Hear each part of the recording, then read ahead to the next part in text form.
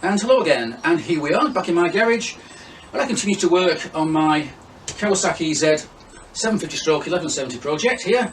And we'll start off with a small fail because I wanted to use this swing arm spindle taken from a ZRX12, and couldn't use it because it turns out this nut on the end was too big to fit inside the frame. As it turns out, this nut was about 22.5mm in diameter, and the holes in the frame are 20mm, but no problem. We've machined it down, it's still pretty strong enough, it's still got plenty of meat on it, that's fine. So brought it back home, tried it out, can't use it because this spindle is too short by about 20mm. Just like, oh no, here we go again. But I do want to use this spindle, so I had a chat with Jeff at his workshop, and we've come up with a plan to extend this spindle safely so we can use it on the bike. But you can't do that yet, it's quite busy, so rather than doing it right away, we went through his rather vast collection of spare parts, and we found this. This is a much longer spindle, as you can see. It's still 20mm, so it'll fit on the frame, and I can use it for building up the back end.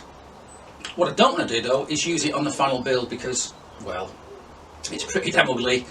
Got this big castle nut here, don't want to use that, but it'll do for now. Well, I'll get the back end in and sort of get the thing on its wheels in the next week or so. So that's quite good, I suppose. I found that. Anyway, moving on then. Let's first of all move my cup out of the way, somewhere safe.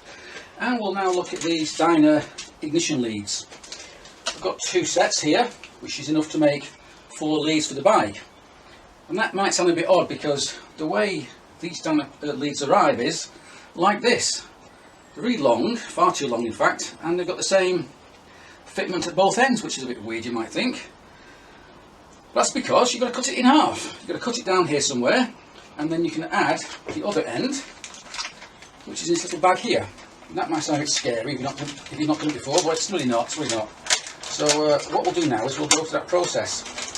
Now I have gone through this before when I made the same sort of leads for my old Ducati MHR project. To make new leads for that. If we just empty this out, we can see how it works. Let me zoom in and we'll go through the whole process. And so here we have what we have in the packet from Dyna. So what we've got is this double-ended ignition lead itself, which is far too long obviously.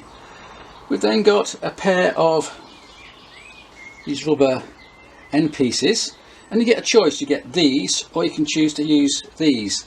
And these are the bits that go onto the coil and seal it against the water and so on.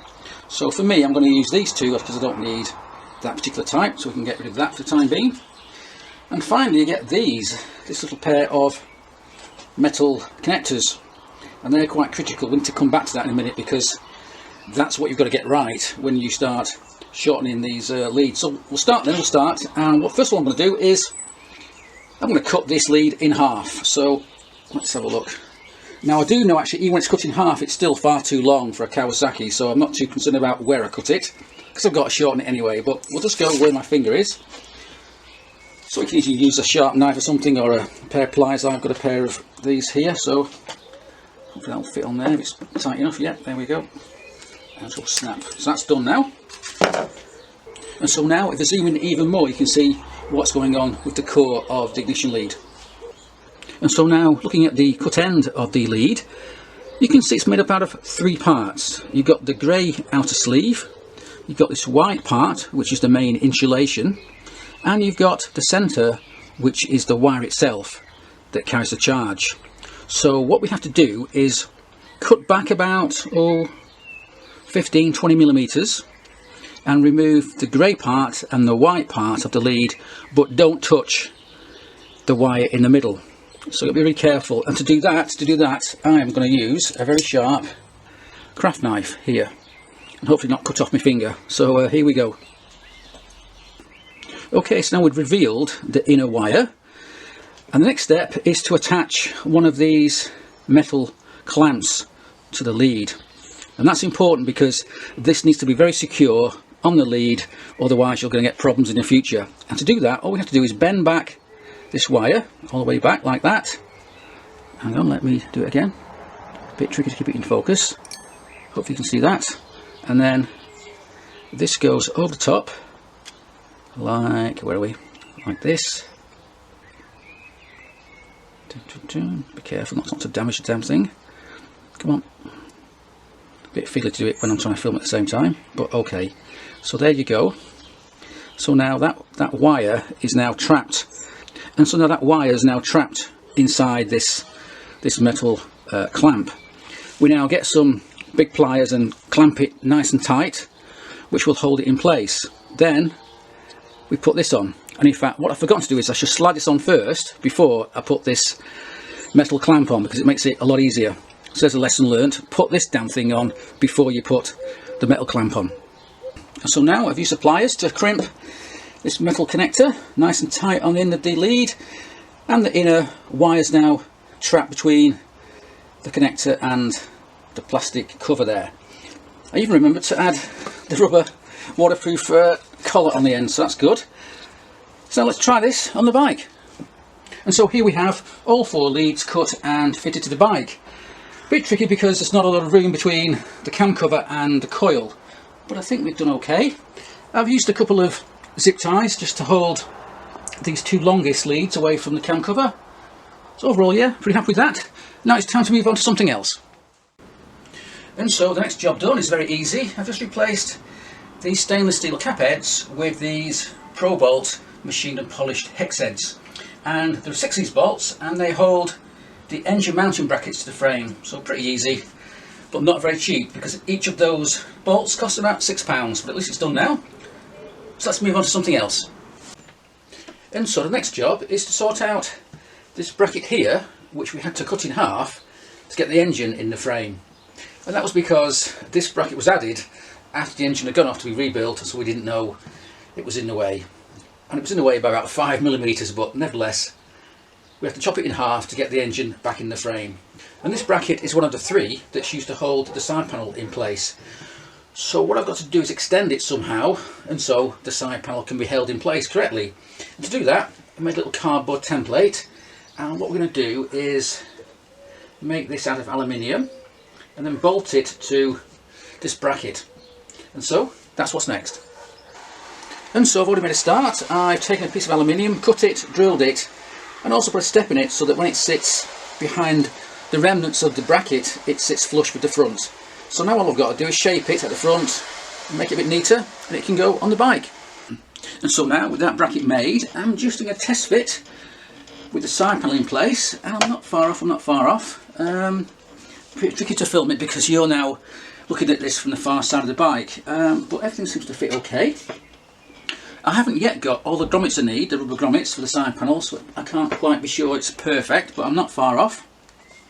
So I think what I'll do now is I'll drill the frame, I'll drill the bracket, and I'll paint this bracket satin black. Okay, so my next job then is to clean up the new front wheel that I've just picked up from Jeff's. He's been busy, he's reassembled it, hopefully it's now airtight, and he's given it a quick polish on his polishing mop, which has left behind this horrible black soap everywhere, polishing soap, which is disgusting stuff. So I'm going to get all that off. I found good old WD-40 is quite good for doing this. When I've done that, I'll fit the R6 discs to this thing, and then tomorrow I can pop over and get a new front tyre fitted. And so come back when I've done that, and we'll see how it looks all polished up with the new discs in place. And so now we have the front wheel cleaned up and the discs fitted. And so tomorrow I can go off and get a new tyre fitted to this front wheel, and it's all done. What I can't do yet is fit it to the bike because the front forks are off being rebuilt, so that'll have to wait. But yeah, pretty happy with it overall. Looks pretty good. So that's one more job done, and let's move on to something else. And so now here we are, it's the end of the week, and I must say, although I have been doing a few jobs on the bike, I've not really had time to film it all. But what I have done is I finished painting these yokes. So what I've done is I've rounded off all the edges, all the sharp edges, edge primed it, and then finished it off with some so-called tough satin black paint. And I must say, I'm pretty happy with the result. What I don't know though is how long it's going to stay looking good.